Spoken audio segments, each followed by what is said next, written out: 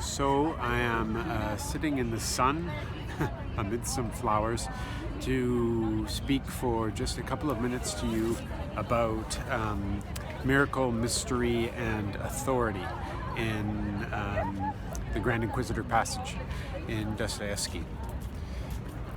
So as you know,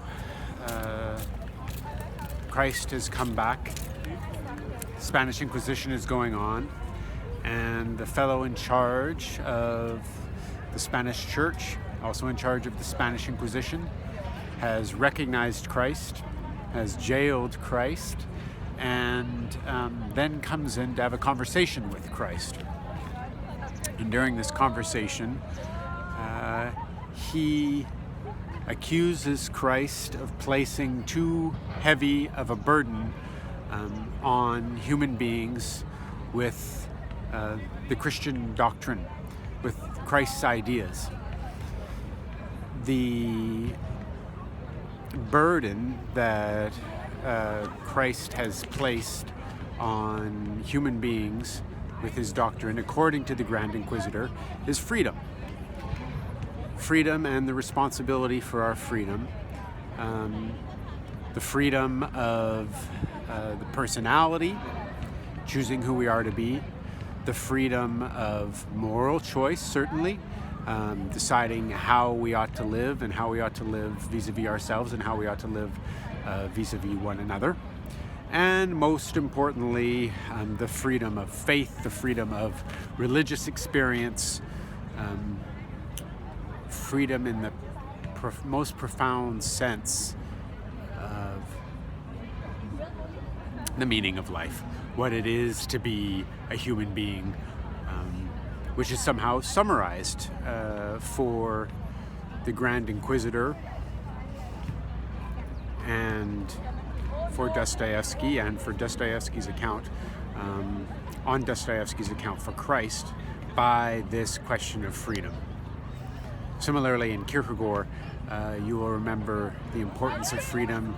We talked about it in the context of anxiety, but when Abraham chooses to submit to God's test and to sacrifice Isaac, and is tempted by the ethical, very similar situation going on in the Grand Inquisitor's understanding of the challenge presented by Christ. That is to say, for the Grand Inquisitor, society, the ethical, is a kind of submission of the will to the collective, a refusal to accept the call of freedom. And when Abraham chooses to submit to the will of God, it is an expression of his freedom, crucially an expression of his freedom that is the demonstration of his faith. In that way, the tragic hero has the consolation of the ethical, because he can say, my will is dictated to me.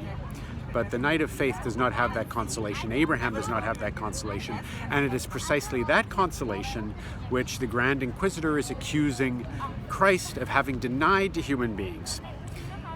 He says the reason we need the church is because we are not strong enough. We human beings are not strong enough to be free.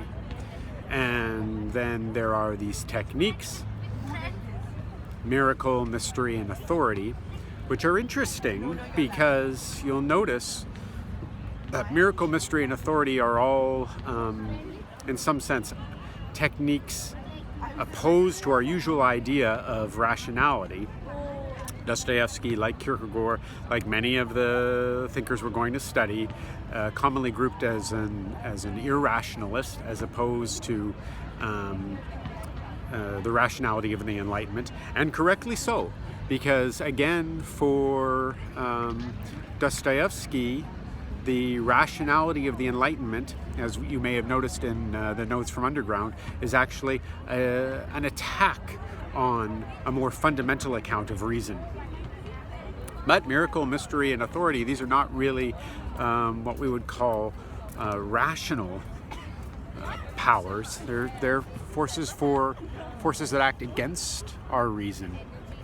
And so it's interesting to think about why Dostoevsky chose these, also about how they are going to, how miracle, mystery, and authority are going to express themselves in different ways depending upon the character of spiritual experience. Because certainly Dostoevsky does not want to eliminate the importance of miracle and mystery and authority from religious experience.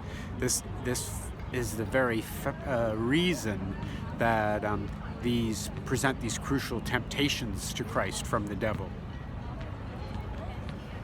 As we proceed, keep your eye out for different ways in which reason is challenged by the existentialists, and ways in which you see our different thinkers responding to these questions of miracle, mystery, and authority. For Nietzsche, mystery is going to be enormously important to his account of the flourishing of human existence, the flourishing of human life, the meaning of life. Miracle and authority also are going to have a role. He's not dismissing authority in his what is fundamentally his championing of the individual. It's more complicated than that. It's a question of how we rule over ourselves. So, okay, well, we will think some more about miracle, mystery, and authority as we go forward, and the way they interact with reason, irrationality, and what this question of the meaning of life really is.